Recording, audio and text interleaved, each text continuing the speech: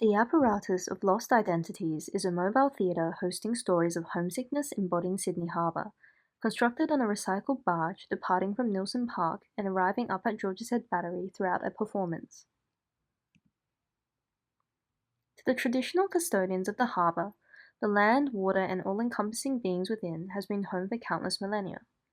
Yet, this harbour is a chronicle of dispossession and loss of such cultures. To others from distant places, the harbour has witnessed their odyssey to an unfamiliar world, beginning new chapters in the city, perhaps with safer livelihoods or increased opportunities, all at the sacrifice of losing connection with their heritage. The theatre departs from this nestled cove at Neilson Park on the left, facing a familiar Sydney skyline, to George's Head Battery, where the southern and northern coastlines reveal that infinite horizon of the Pacific Ocean. And so we are following an emotional odyssey of longing. The topmost diagram is based off the stages of homesickness published by the University of Berkeley, a visual representation of cultural adjustment for those settling in unfamiliar places.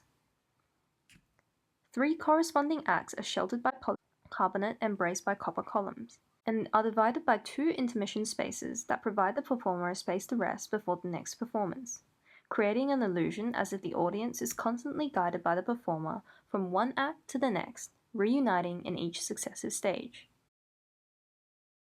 Audiences are gently guided into the copper forest in Act 1 of the performance through a disconnecting bridge. It becomes adrift at the Crisis Act, where the harbour witnesses the theatre as a lost island without a home. At George's Head Battery, the finale plays out in front of the backdrop of the Pacific Ocean horizon. For many, there will always be this homesickness or yearning at the sight of this infinite beyond. The relationship between this theatre and the harbour it sits in eventually becomes such that the theatre is a perennial timekeeper. It firstly brings the audiences through a myriad of views across the harbour in each journey, filling the backdrop with frames and angles of the harbour, emphasizing the vastness and countless individual histories and perspectives of this harbour and beyond.